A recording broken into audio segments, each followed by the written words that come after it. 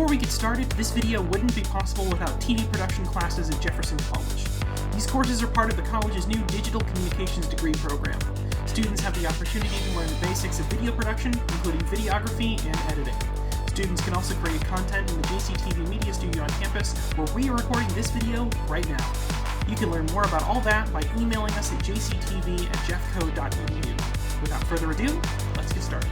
Welcome to Four Friends, a Table, and Some Movies. I'm Miles Pinkle. I'm joined today by Leah Grobe, Isabella Pinkle, and Ethan Yunt. And this is the first and only episode of our long-running podcast. Today we'll each be talking about one of our favorite films, our favorite film, and I believe Ethan is going first. Yeah, so this one was kind of tough for me because there's a lot of movies I really like. But I was like, what's one, I was talking to Izzy about this. I was like, what's a movie that means something to me that I could just kind of watch over and over again? And at first I put Rocky down because I love Rocky. And then I was thinking about it, I'm like, no, I think I'm going to go with Creed, which is sort of the soft reboot of Rocky. And I figure we'll start out with some summaries, like sort of just discuss what the movie is, and then we can go from there. So Creed, like I said, soft reboot of Rocky. It follows the son of a previous franchise character, Apollo Creed, he doesn't know he's the illegitimate son of this boxer from the first couple of movies. He's taken in by the widow of that boxer. He dies in the fourth movie. Spoilers. And so he grows up not knowing his father. And he spends his career trying to become a fighter like him, and gets into this fight that he loses. And he's like, you know what? I want to be a real heavyweight boxer. So he goes to Philadelphia to meet his dad's friend, Rocky Balboa, who's now an older man, doesn't box anymore, owns a restaurant called Adrian's, named after his passed away wife. And he's like, I want you to train me. And he's like, no, I've tried that. I don't want to do that. And he's kind of like, playing the family card a little bit. Like, you knew my dad. Like, let's do this. And he's like, okay, fine. So gets him lined up for another fight. He wins the fight. This ticks off the opponent, who then leaks to the news, this kid's actually the son of Apollo Creed. And everyone's like, oh my gosh, this like legendary boxer has this kid who's back. Current heavyweight champion has been getting into some trouble. He's about to go to prison. He's forced retirement because he's about to go to prison. He's like, my last fight, I want to be with this guy. So, but he has to fight under his dad's name. So, gets that set up. There's this whole training montage. Rocky then starts getting sick, passes out. They take him to the hospital, and he's got non-Hodgkin's lymphoma. And he's like, I don't want to fight this. My wife's dead. All my friends are dead. My son doesn't talk to me. I'm good. And this is when you kind of realize that Donnie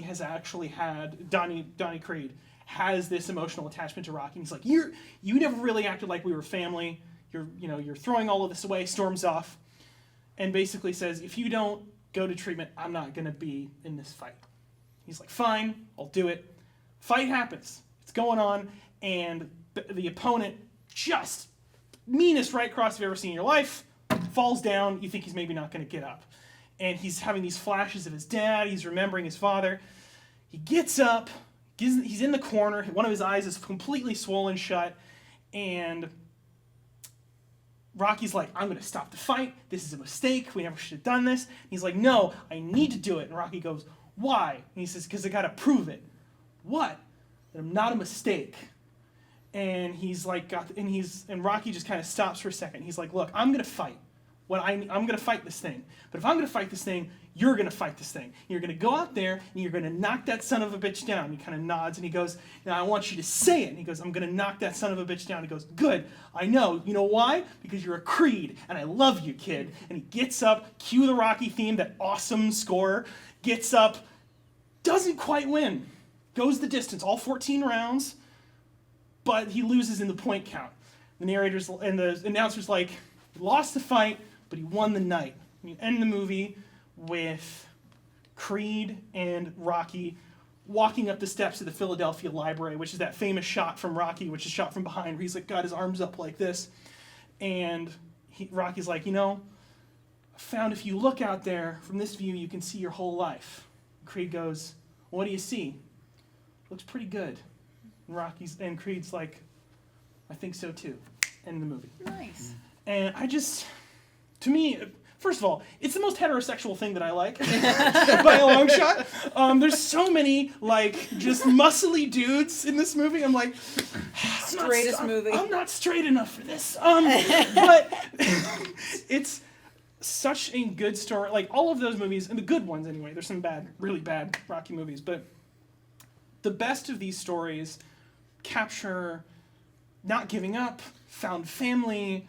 And it's just, it means a lot to me for that. Just that kind of, because you're Creed and I love you, kid. That line of you're going to get up because we love you, because we're here to support you, and you're going to win, if only for that. I just love that. Nice. I love that. I like just the overall theme of supporting each other and, in tough times and everything like that. Yeah, any literal fight. It's a very easy metaphor when you have an actual fight as sort of part of the story of the movie.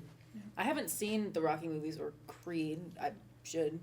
They're all Rocky is a weird franchise because it starts out as this movie that Sylvester Stallone was making on his own dime, where he had so little money he had to sell his own dog to finance it, and then when the movie made a ton of money, he bought the dog back.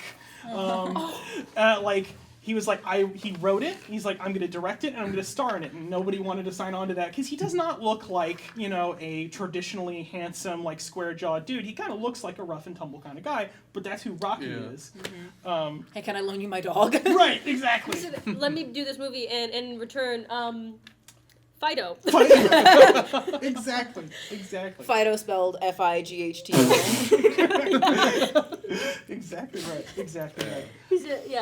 He said, and I'll send him with a bag of treats, a bone, and some boxing gloves. You give me $5,000. Yeah, this will be the most important dog you ever live with. Yes. Well, and that starts out in the kind of humble beginnings, and then as the franchise goes on, it gets completely ridiculous. Mm-hmm. By the fourth one, he's basically fighting the embodiment of communism, who's a super soldier, and it's the most insane thing I've ever seen. There's 4 different training montages of that in that movie. Yes. One of which plays the entirety of Eye of the Tiger, where a previously on Rocky montage plays. The 5th one has a robot in it. I didn't finish that one. It's awful. You're a liar. I love a good montage. I am not joking. They have a servant robot.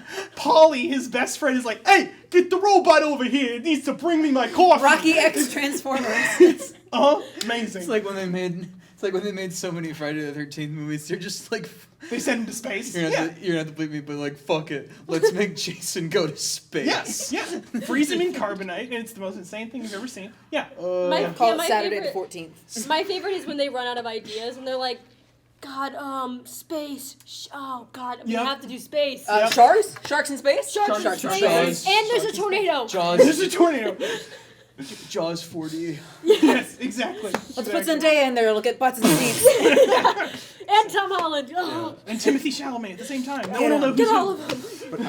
But I really do love a movie that takes a more traditional, very masculine story and kind of has that emotional layer to it. Yes. And I think it's recontextualizing a classic film in a way that makes it more interesting because Creed being a legacy sequel coming out the same year as I think 2015 having that come out as well as The Force Awakens. Yes. And this is on the heels of the Star Trek reboot and everything. Just all these legacy sequels.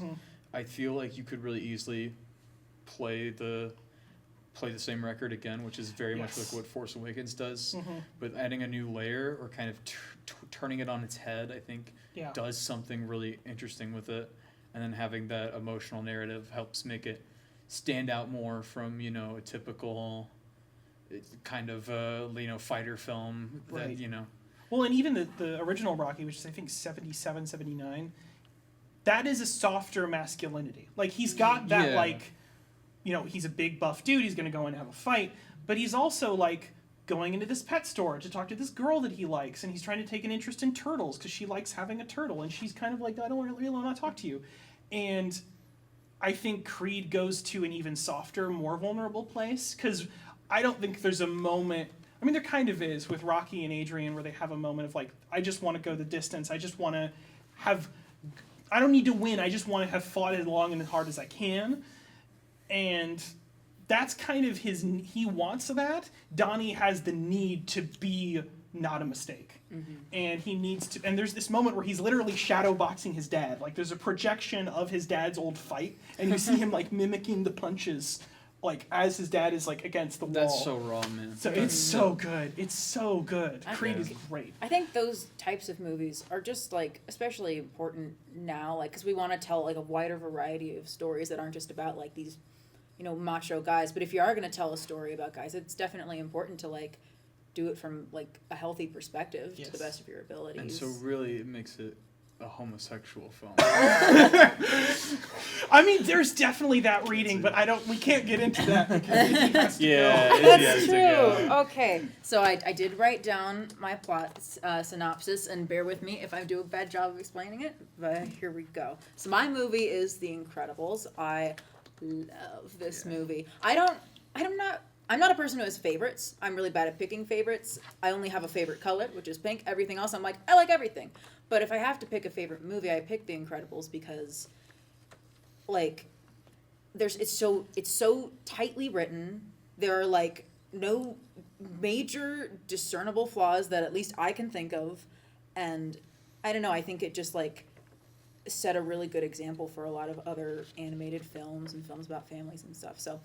It's an animated film by Pixar. It came out in 2004. It's written and directed by Brad Bird. And basically, the movie is set in a world with superheroes who are like, super popular and everything. And you've got like Frozone and Elastigirl and Mr. Incredible, who the movie's mostly about. And you start sort of, I don't know when the movie takes place, sort of like late 50s, but is it? And you see Mr. Incredible saves this guy who's jumping off a building trying to take his own life. He grabs the guy, shoves him through a window, spots a burglar trying to steal everything from a bank, and there's this like kid who's trying to help him out, and he doesn't want him to because he's a child, and the kid's like, you just don't like people who have powers, and he's like, no, you're a child, go away. So, he saves the day, everything's great, and then the guy who jumped off the building sues him. He's like, to quote him, he said, like, Mr. Incredible says something that's like, I saved your life. He goes, no, you ruined my death. So he sues him for all this money, and that sets off all these other heroes getting sued by these civilians. So now the government's like, no more heroes. You have to go into hiding. You have to pretend like you don't exist, pretend to be normal people. And that's how it is for like 15 years. So Mr. Incredible, also known as Bob, gets married to a lady named Elastigirl, also known as Helen. They have 3 kids. Bob works for an insurance company. He gets fired after throwing his boss through a wall, which, like, insurance boss, so, like... He was covered. He was covered, right. He's fine. He's totally fine. So he gets fired, doesn't tell his wife. Big mistake. And then he gets this, like, call to be like, hey, we want to hire you. We want you to go to this island and fight this robot, like, called the Omnidroid. So he's like, all right. He grabs his suit, goes to the island, beats up the robot. It's hard, but he fights the robot, gets a tear in his suit, and he's like, all right, I'm going to do this now. I'm making so much more money than I was. I'm going to, like, really pull my life together. He gets a lot more successful. He goes to his friend Edna. He's like, fix my suit, please. And she's like, I'll do you one better. I'll make you a new suit. And she also makes his entire family suits because she misinterprets the ask. So she makes one for, like, the baby that's, like, fireproof and stuff. It's great. So he keeps fighting robots. Helen's starting to get suspicious because he's going on all these business trips and things are just getting weird. And Bob gets defeated by one of the robots. He can't handle it. And he finds that they're being controlled by this guy syndrome. The kid from earlier held on to this grudge for so long, he's like, I'm going to prove to you that non-superpowered people can be super, and I'm going to make all these inventions, I'm going to give them to everybody. And his plan is basically like, I'm going to put my robots in the city that nobody but me can defeat because I have the remote control. And then everybody will see that I'm cool without powers, and then if everybody is special with powers, then no one will be. Very, very, like, just biggest grudge, biggest wimp, biggest guy, awesome villain. And Bob, he's captured. He can't do anything about it. Helen goes to Edna, the costume maker. She's like, hey, where's my husband? I found this tear in his costume. And she's like, I put a tracking device on the suit. Here he is. He's on an island. Helen's like, oh my gosh, he's cheating on me. She flies to the island. Her kids go on the jet with her because they do, I guess.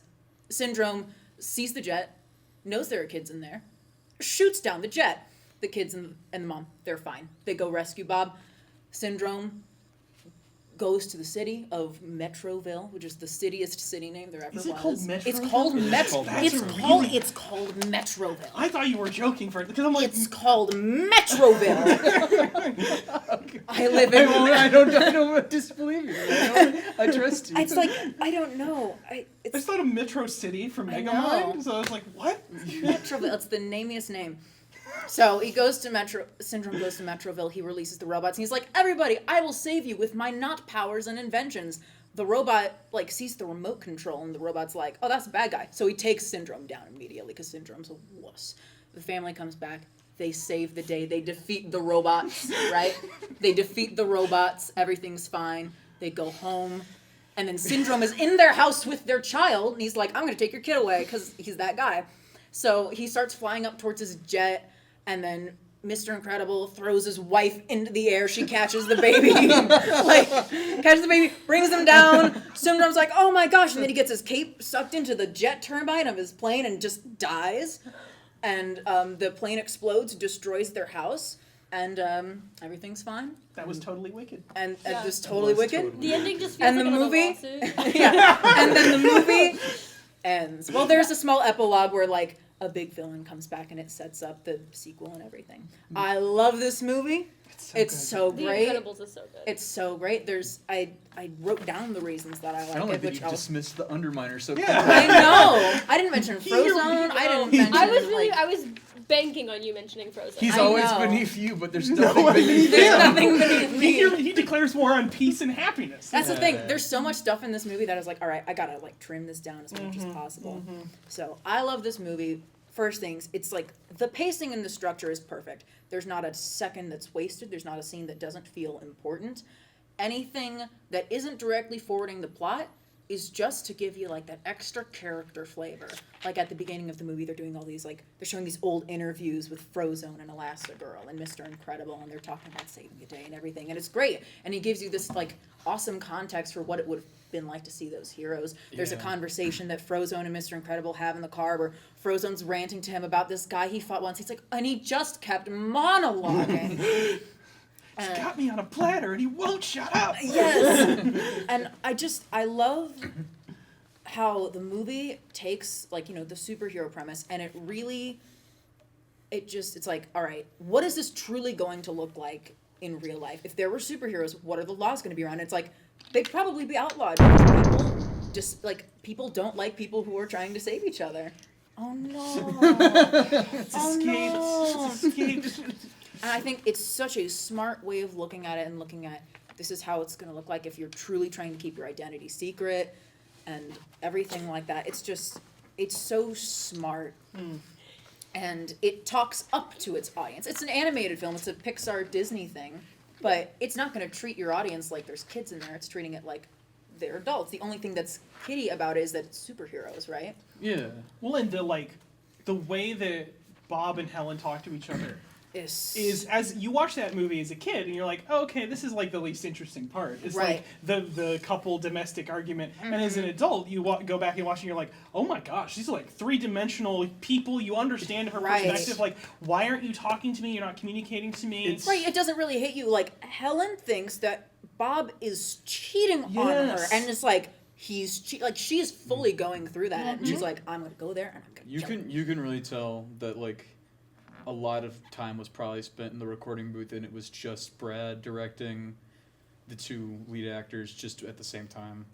Like the conversations they have feel very Their chemistry is great. There's Yeah. incredible vocal chemistry with each other, and it's written so smartly boring in Right. a Yeah, sense. yeah. It's so mundane that it brings a lot of like legitimate weight to two characters who can do ridiculous things. Yes. Yeah, and it goes over the kid's head enough for them to like not be traumatized by some of the Yes. things. Like Yes. it would be like, okay, if this were my Right. parents, oh my god. But it goes over their head just enough Right. to like really land with the parents Right. to make Right. it like a genuine family movie where it's like, okay, I can take my kids to see this movie and not be bored out of my mind. Yes. Right, Like- like there's that really awesome scene where I think it's Helen, the mom, talking to her two of her kids, and she's like, "These bad guys that are on this island, if you find them, they're not going to be like the bad guys on TV. They will try to kill you."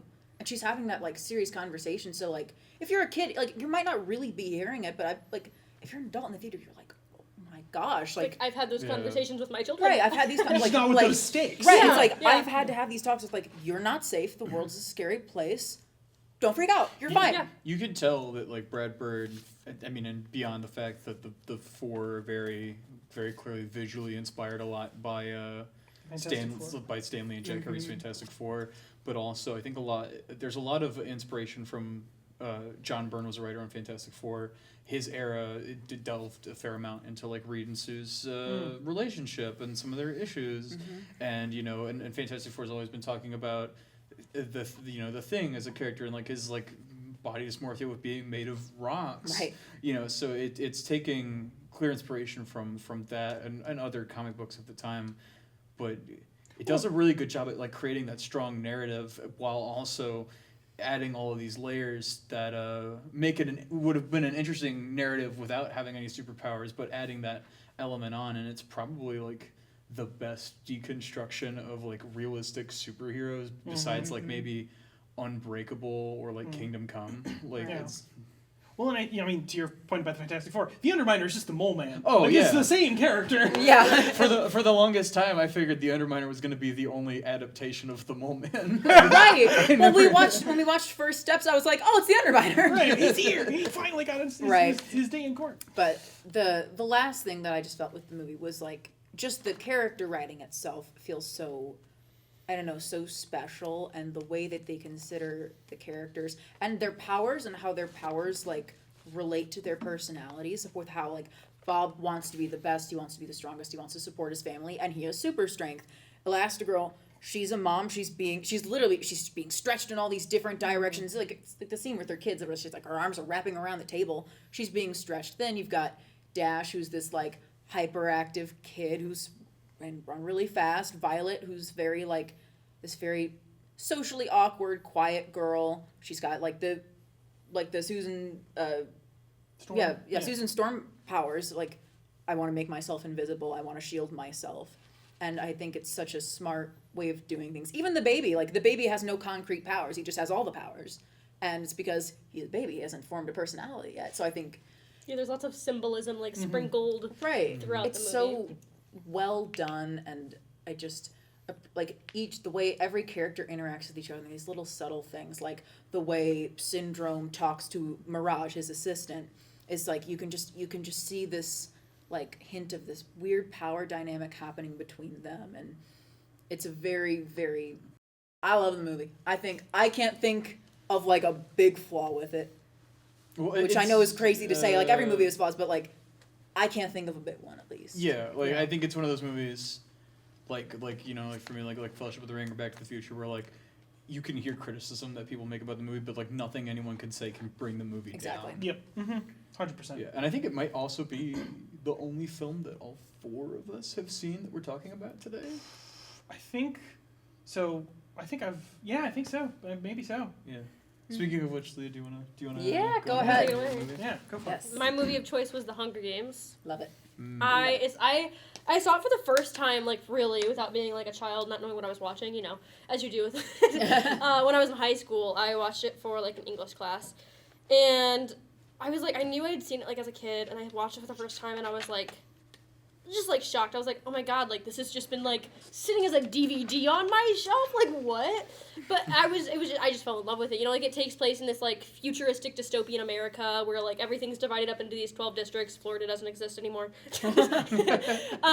And Good timeline. right, exactly. So Florida doesn't exist, and every year there is a reaping for the Hunger Games, which is this big game where every year they make 24 children, 1 boy, 1 girl from each of the 12 districts fight each other to the death as like reparations for a civil war, basically. Horrid. Horrid. And so it takes place kind of around like that 74th annual Hunger Games, and that opening scene is just like it even like the color scheme of everything when you kind of witness Katniss from District 12, the really poor district, it's all just gray. Like in that area, like everything is so gray, they're coal miners, and it's just like awful to look at. And they can't eat, and so like her younger sister is like awfully terrified of getting reaped and like put into the Hunger Games, and of course, Katniss is like, it's not going to be you. It could never. Right. Could never. You're 12 and, Forget about it. Yeah, you're It's like the youngest the of 12-year-olds only get their name put in Yeah, once or you only get put in something. once at 12, and then, like, it only goes until you're 18. So, like, yeah, not going to be you. And then it is her. It is her younger sister. And so she, like, is like, me, I'll go instead. And so, like, it starts, like, this whole thing because that's never happened in their district before. Like, lots of people in the first district will do that because, like, that's what they're raised for. But never in District 12 has someone volunteered. And so, like, Katniss becomes this, like, symbol of, like, rebellion through the districts. And the Capitol, not too fond of that. And she kind of continues that kind of thought pattern throughout the whole games. And along with, like, Peeta Mellark, the other tribute from District 12, they kind of, at first he's, like, he goes into the Hunger Games saying he's in love with Katniss, which makes everyone want neither of them to die. And by the end of it, they've, like, created this new rule that, like, if both tributes from a district are alive, they can both win. So, they're they're doing all this rebellious stuff. This one little 12-year-old girl from District 11 dies and breaks Katniss's heart, and does this, like, beautiful display of grief for her. Another, like, huge, like, rebellious thing that the Capitol is, like, ticked about. Right. Because, like, showing love to, like, another district is, like, really kind of not something anyone does. And by the end of it, they get through it, and people in, like, the districts are just, like, they have, like, a different viewpoint, and finally it's Katniss and Peeta, and they return the rule and say that one of them has to die. And so they just decide they're both going to kill themselves. And that's when they're like, never mind, actually, you guys can just both live, we actually don't care that much. And that really, like, ticks off the president, and, like, sets up this, like, whole big thing for the next 3 movies, where it's just, like, revolution. Where, like, the president's trying to kill, mainly Katniss, to, like, smash out rebellion, and the revolution is building in this, like, other secret district. I don't know. I've always loved this movie. There's, like, lots of hidden messages and Easter eggs in it. And I just think it's so fun to, like, look at, like, the subplots to it. I, of course, love a romance plot, which is in there. So, when I'm like, this is really dark and horrible to watch, I'm just like, well, now I'm here for Katniss and Peeta. So. Yeah. And I feel like Hunger Games was one of the not the first book, but, like, one of the first YA novels to do that love triangle trope that I think every YA novel has been trying to replicate since. In the same way that these newer romance books are trying to replicate, like, the dark energy of, like, Edward and Twilight and stuff. Like, books are trying to do, like, we want to do the love triangle from the Hunger Games again and again and again, but they're not doing it right. Yeah, don't like, think she anyone's just had that writes kind of in such a motion. way. Yeah, no. Like, she writes in a way that's so unique, and, like, direct, like, even the movie's directed, like, it's just, the whole thing is just, it's such, like, I don't know, it's so unique and so fun, and you just can't replicate it. Right. And, Well, I think you have the problem with Twilight where, from just watching the movies, I've not read those books, but the problem with the sort of Team Jacob, Team Edward thing is, like, the author very clearly likes one of them more than the other one. Right. So it's like, it's never going to be Jacob. It's never going to happen. Yeah. It's clearly always going to be Edward. At least when I remember reading these books as a kid, I always felt like it could have gone either way. yeah, And, like, up until you the last understand movie. why she picks who she picks, but both make sense. And Yeah. the decisions have symbolism behind them, right? Because do I pick... like, Gale is kind of this representation of, like, staying where she's at, and, like, not going to the From her rebellion, home. and Peeta is very, like, rebellion representation. And then, like what you said was, like, Twilight, like, there was obviously a choice from the beginning, and this was written in a way where, like, Yeah. There's no Gale symbolic. Gale There's was no the symbolism. choice, like, in the beginning and almost to, like, the 3rd movie. Like, there was these moments where she, like, showed love to Peeta, but then went home and was, like, kissing Gale. Yeah. Like, you're like, whoa. It felt a lot more, like, messy and realistic, Yeah. which fit, like, the world feeling Yes. so Right. grim and messy. And I think there was a legitimate plan for where it was going to go, but there was also legitimate effort put in to make sure that, like, it wasn't super obvious, like, oh yeah, that's who she's going to end Right. up with. Because, like, I mean, Stephenie Meyer, go back to the Twilight thing, like, Stephenie Meyer very clearly, I don't think, really envisioned for the whole Team Edward, Team Jacob thing to happen. And I think she didn't like it because, like, by the 4th book, she's just like, Jacob's a pedophile now. Yeah, basically. Which didn't work. People Yeah, are still no. like, Team Edward, Team Jacob. But, like, I think with this, it's, like, actually, like, it feels way more...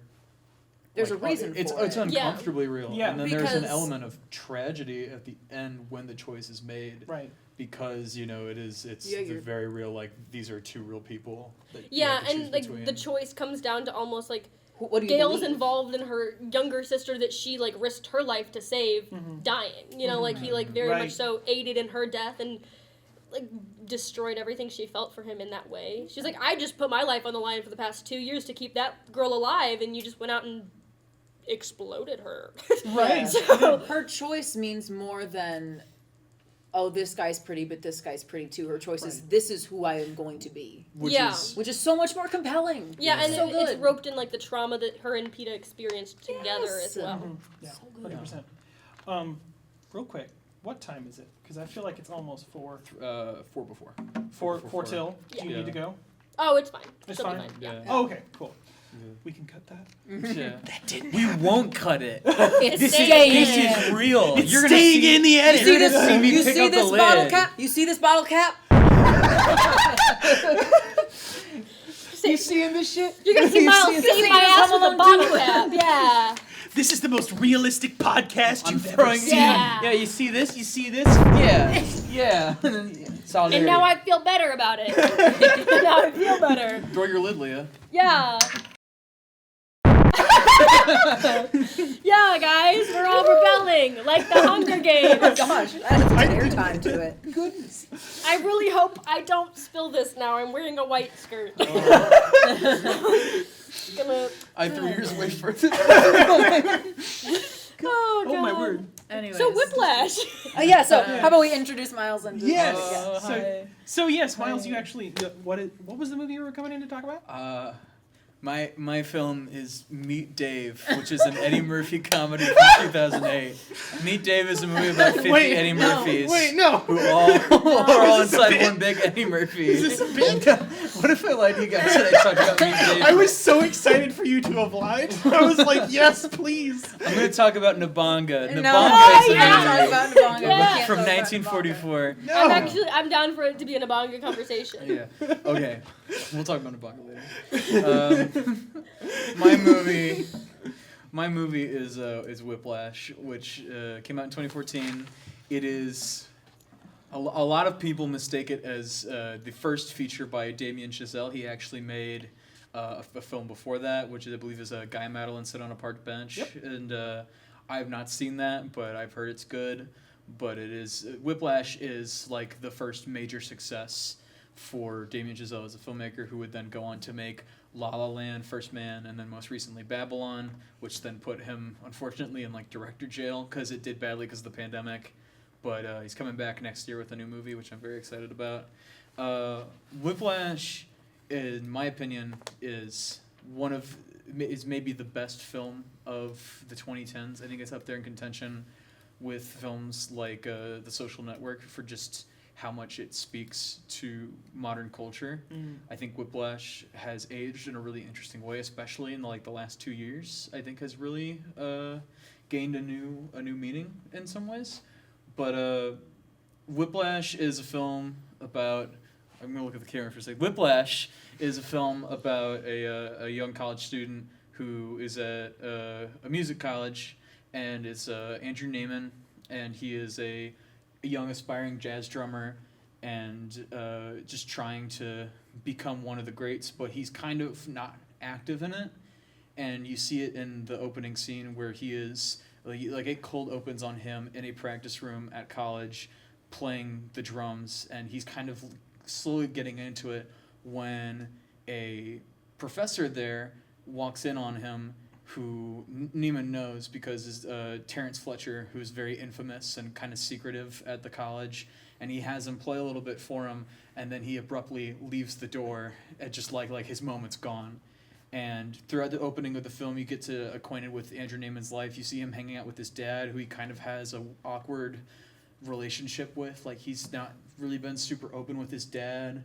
It's very cleverly shown through like they go to the movies together, and they like melt like Raisinets and popcorn, but like Andrew hates it and just hasn't said it before, and it's just like very uncomfortable, awkward moments. And we have it again later with his family. They have dinner in another scene, and then you see him avoid talking to a girl that he thinks is cute, just like he's very uncertain of himself. And then through the next few scenes, he notices that Terrence Fletcher has a class for, high potential students at the college. And so he tries a little more, he starts practicing, and then he actually gets noticed and picked out of a class to go join Fletcher's class. And he goes in there and joins it, and very quickly finds out that Terrence Fletcher is a psychopathic maniac who is an extreme perfectionist. He cusses out and insults one of the kids in there and calls him like a bunch of like horrible names and slurs and has him walking out crying. But basically he's just teaching these kids like he's like an army sergeant. And Andrew then goes up to play on drums as he's kind of figuring out the culture, and Fletcher pulls him aside and gives him this really soothing, nice talk, asks him like personal questions about his parents, and then when Neiman fails to play a double time swing for the song Caravan, Fletcher throws a chair at his head and then berates him, and then you watch the next 10 uncomfortable but also simultaneously hilarious depending on the watch or the mood you're in. As he berates him, he does things like clap loudly in his ear. He starts throwing chairs around him, throwing cymbals, knocking the drums over. He asks him if he even knows how to count. And then he starts relaying back the information about how his mom left him as a baby and just completely berates him and humiliates him, and then tells him to get off the drums for the rest of the night. So throughout the rest of the film, Neiman begins slowly losing his mind as he tries to one-up Fletcher and be better and continue to stay in the club, and he slowly starts to impress Fletcher more and more, but Fletcher keeps pushing until the point where towards the end of the film, on the way to a concert, Neiman crashes his car and then walks covered in blood to go play the drums and then collapses on stage, and then Fletcher tells him to get out of there, and Neiman gets up and then starts brutally fist fighting Fletcher on the stage, and Fletcher ends up getting fired from his job, and Neiman quits college and kind of goes back to being a nobody to him again. But Neiman still kind of has this back of the mind itch at the back of his just like he didn't do it, like he didn't prove Bruised his Fletcher ego. wrong. Yeah, he didn't. It's bruised his ego. He runs into Fletcher at a nightclub in the best scene of the film, where they actually sit down and have an interesting conversation, and it's the first time you see Fletcher in any sort of vulnerability other than one point very early on in the film. And then Fletcher asks Neiman to play a concert at Lincoln Center, which is going to be in front of like the entire jazz community, like the highest of society in the jazz community. And so Neiman goes only to find out that Fletcher gave him the wrong music, so that way he can embarrass him and basically blacklist him from the industry. And then Neiman goes off stage, hugs his dad, who's there and the only one that showed up, and then he walks back out and then tells the bassist to start playing Caravan, and then he proceeds to absolutely destroy the entirety of the 9-minute song of Caravan and does like a 4.5-minute drum solo, and it's so expertly put together, and it's framed and shot almost more like a fight scene between the two characters, and there is a 3-part arc between both of the characters as you watch them lose and gain respect for each other, and then the end of the film has Fletcher and Neiman working together to then finish the end of the song, and then it cuts to black, and it is the most insanely euphoric moment you'll ever see in a film. And then if you think about it for a couple minutes, it then becomes terrifying, because you realize that Neiman is now an insane perfectionist who has basically lost himself in the sauce and has become exactly what Fletcher wants him to. And that is what Whiplash is about, and it's crazy. I remember when I watched this movie for the first time, sitting on my couch in my basement and physically sinking and pushing myself into the couch and be like, this is the most stressful thing I've ever seen in my entire life. And it's so good. Well, I think you showed it to our mom, right? And was a music student. She was like, "This is bringing back too many memories for me." It actually made her very uncomfortable. Like, it made her uncomfortable. She was like, "I never experienced a guy exactly like this, but it's still like the pressure of being a perfectionist with music and meeting kids like Neiman who are just so like, I need this. I need to be the best." And it's a scary movie. I think it is a perfect film. I watched it for the first time a couple of years ago, right before coming here. I think it is the perfect film to watch before you go into college, because there's so much pressure when you go into college. It's it's the step of like, what do you want to be, and when it's you always ask as a kid like, what do you want to be when you grow up, and then you get to college and you're like, oh, I've grown up now. Like I legit have to commit to it. There's so much pressure put on college kids, especially college kids who aren't just going to a community college, but ones that are going to a college for a specific thing, especially in the world of art.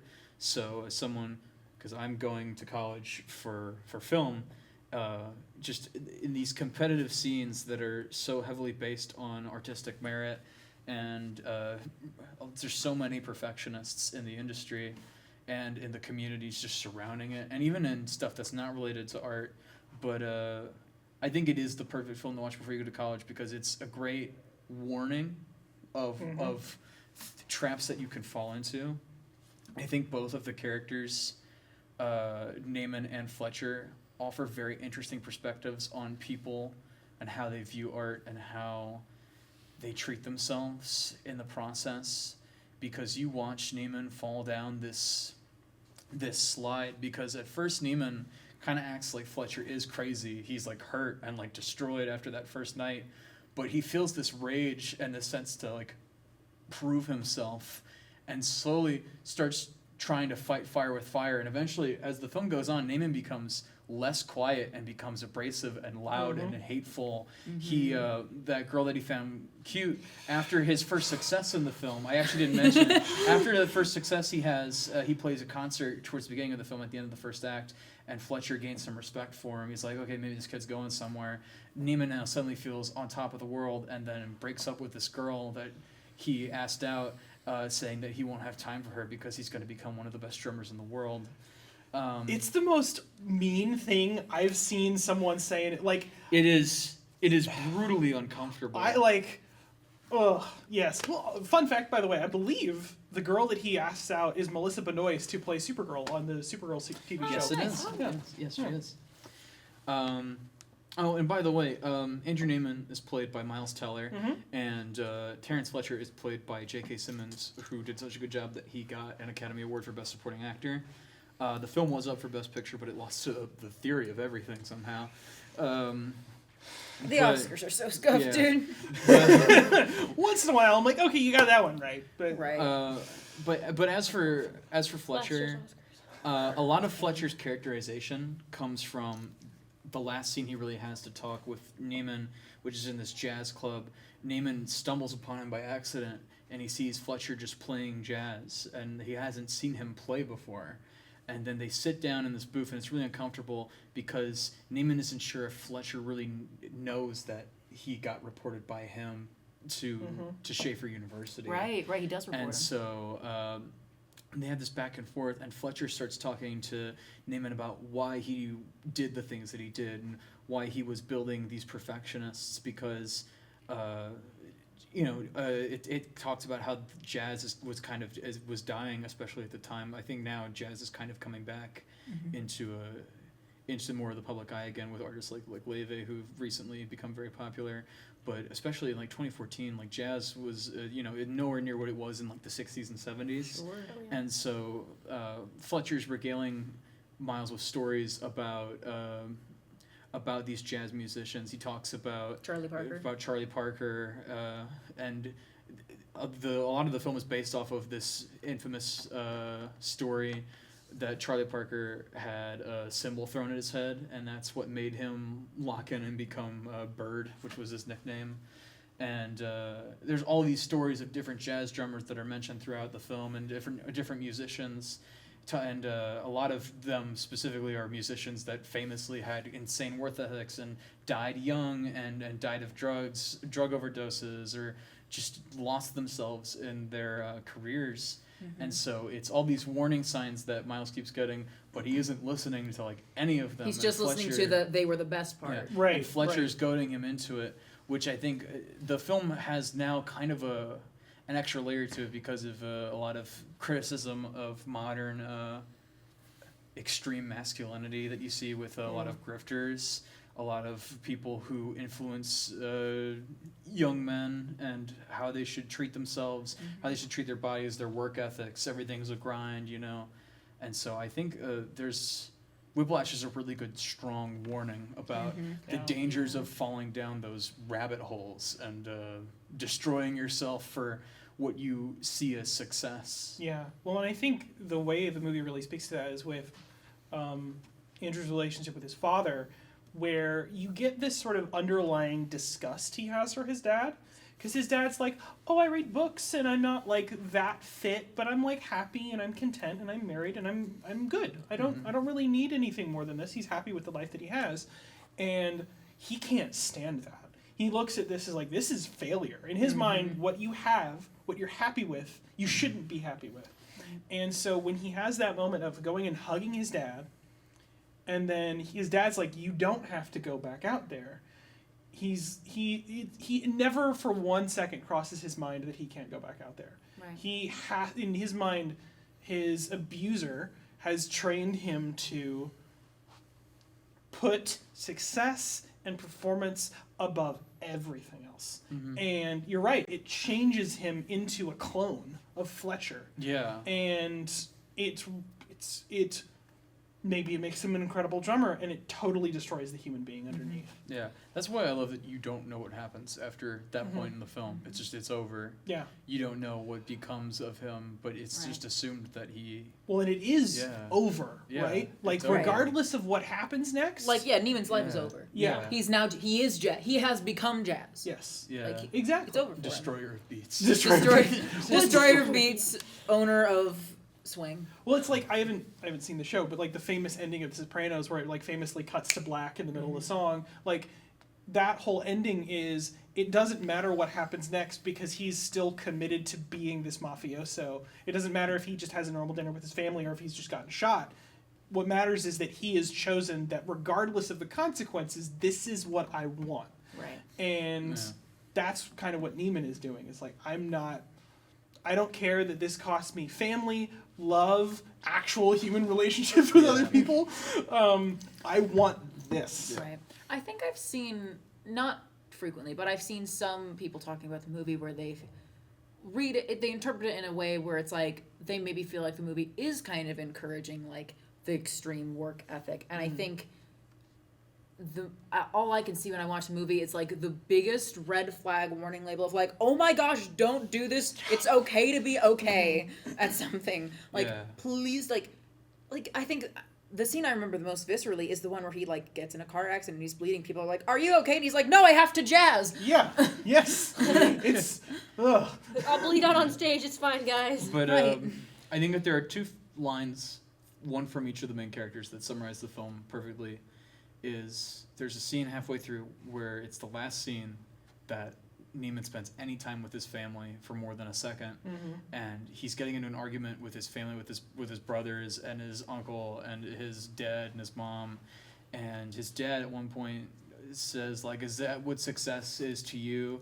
Is success to you dying at the age of 35, dosed up on pills, but known by a bunch of people you don't even know? And then Neiman says something along the lines of like, well, then at least people will be sitting at a table and talking about me. And then yeah. And then there's a line that I know like verbatim, which is at the end of the scene where Fletcher's talking with Neiman in the jazz club about like why he taught his class the way that he did, and he says there are no two words more harmful in the English language than good job. Yep. It's painful. Yeah. Yes. Oh my gosh. J.K. Simmons won the hell out of that Oscar. Oh man. yeah. I also feel personally that Miles Teller should have won Best Actor for that. Which Turns out he wasn't acting. No, I was gonna make the joke. I was gonna make that it joke. really was just kind of He like went over that. and made Fantastic Four, and we're like, oh no, he just does that. Yeah. Okay. Yeah. Oops.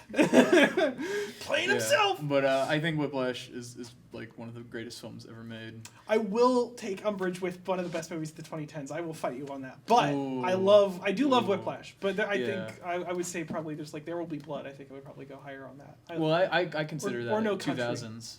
Is that Well, too- you also love No Country, don't you? No, I love No Country, but those are both 2000s. Those are both 2007. Oh, that's 2010s. Got it. I see what you're yeah, saying. I was at Yeah. 2010s. Oh, okay. I'll have to think more about it then. I would fight as Whiplash being one of the best of the century so far.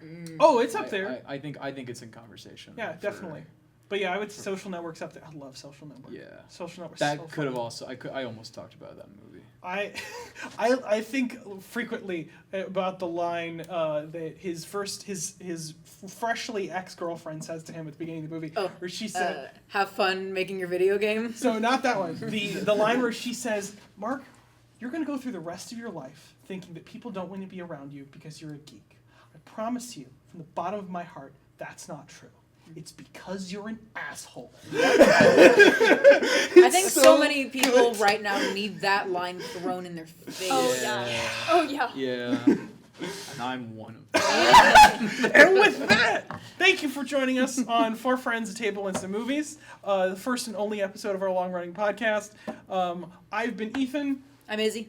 I'm Leah. I'm Miles. and we hope that you guys have a good day. See you around. Bye bye. Watch Meet Dave. And cut. Okay.